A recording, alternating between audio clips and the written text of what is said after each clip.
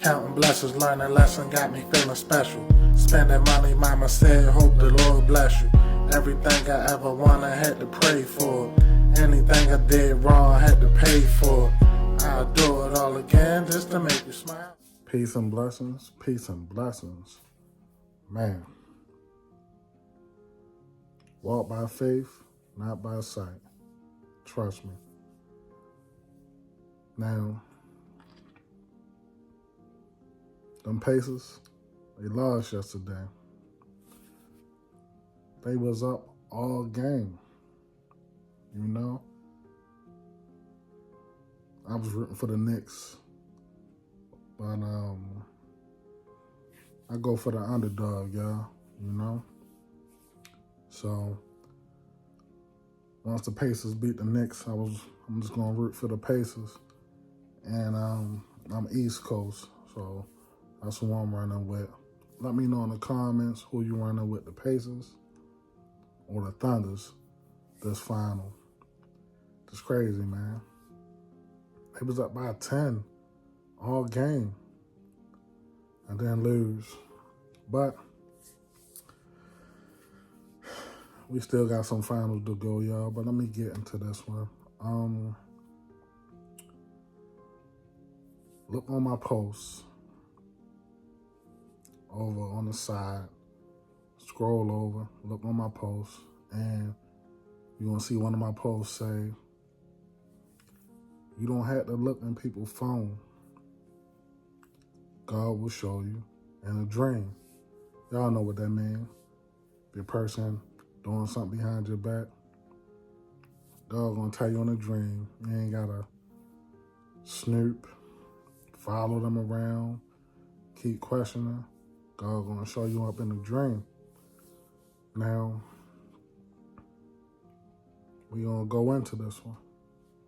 Now back, let's say about 17 years.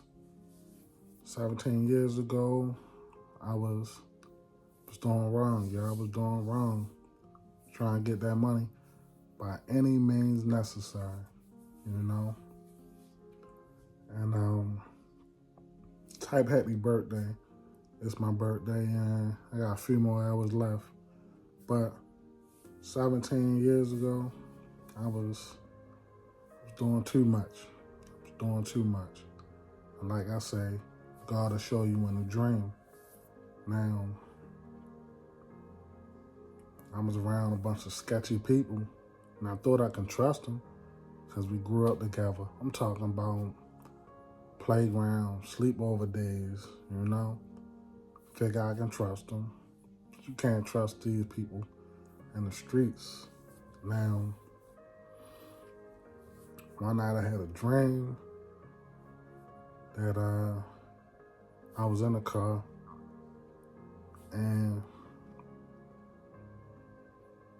somebody came up either beside my driver's side or was in a back seat. I forget, like I said, this is 17 years ago. Now, they hit me with the pistol or something and put my brains on the dash, y'all. Now, in a dream, I'm laid out on the dash and I don't know how long this dream was. It felt like one of them dreams that was all night. I'm laid out on the dash, but I can see myself on the dash and I can see everything going on around the car. Now, to me, I felt like that was a warning because I was hanging with some shady people, letting them ride with me. I'm driving around and shady person in the passenger side, sometimes 2 or 3 shady people behind me. And I felt like that was a warning, you know? A warning from the Most High, like, you keep doing devilish things, you know? You're doing devilish things and you working for the devil and you keep working for the devil. Just a warning, you know? Told y'all about a dream I had years back then where I caught 40 years, you know. Like I say, God gonna show you in a dream. Now, this dream had to be bound between 4 to 8 hours, but sometimes it feels longer than what it is. Like I say, somebody blew my brains out. I'm all over the dash, man. But I'm in the dream.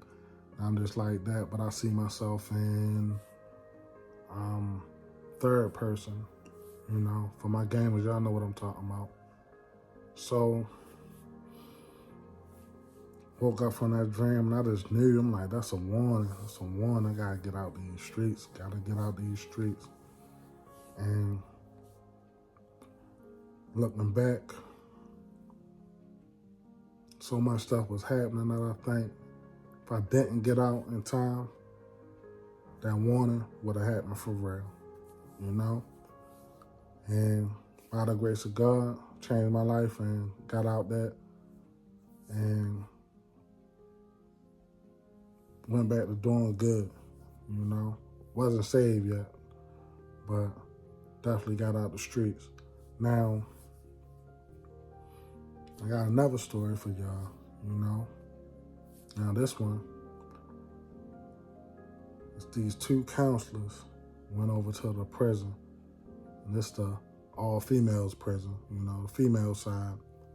Now, they went over and they was teaching and counseling, you know. One of them was an ex-cop. Now, he didn't wanna go, you know, to a prison because he was an ex-cop and he worked on the force for 20 plus years.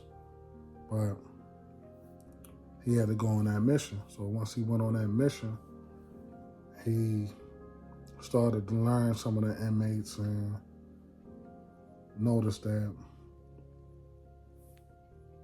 everybody wasn't bad as the people he was arresting back in his police days. So they get close to the people. Some of the females, they was pregnant. Some of them had children that would visit. Now, when they had visits, y'all know how you gotta talk to your family and people who come to visit you through the glass, you know. So they would try to kiss the glass to the children and the babies and stuff like that. So the counselors, they noticed that and they felt like something wasn't right about that, you know. And some of the women who had children in there had to get their children up to foster care. Now, they didn't feel like that was right, the counselor and the ex-police. So one day, they seen a warden in the parking lot, and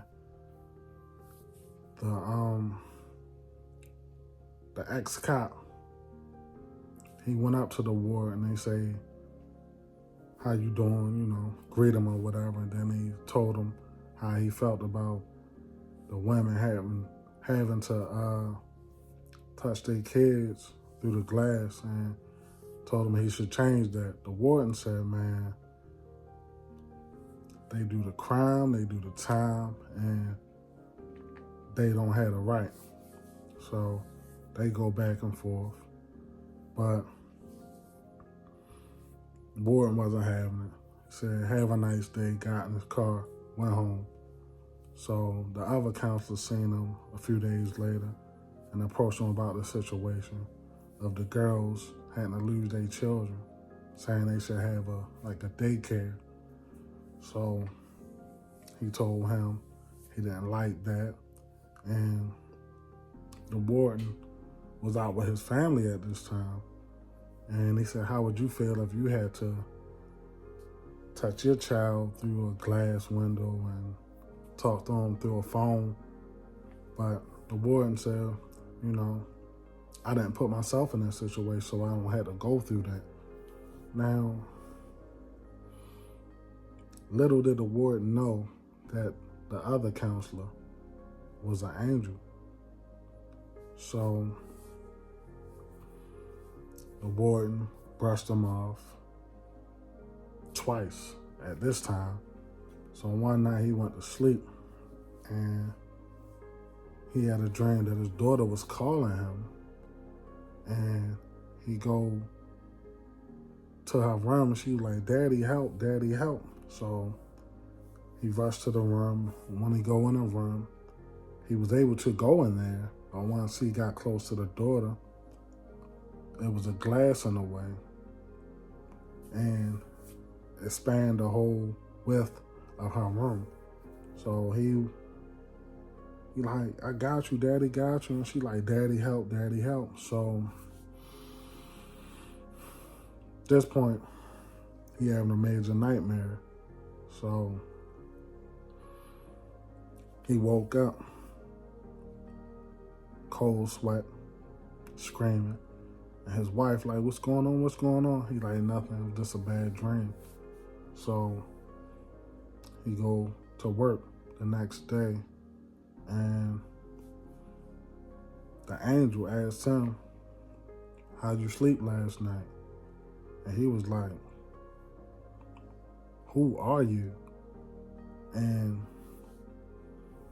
angel was saying, "How does it feel to have to talk to your daughter through the glass?" And that's when he was like, in his mind, he like, something ain't right about this person, you know?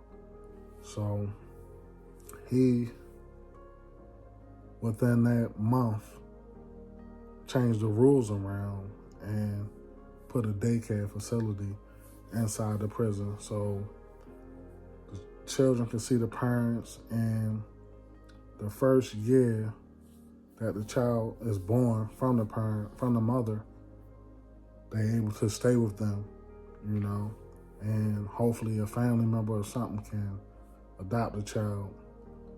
And if not, they go to foster care, but it was a step forward. Now, back to the title. God will show you in your dreams. But that's all I have for y'all today. Tell me if you had a dream that resonated with you. And till next time, make sure you like, comment, share, and subscribe.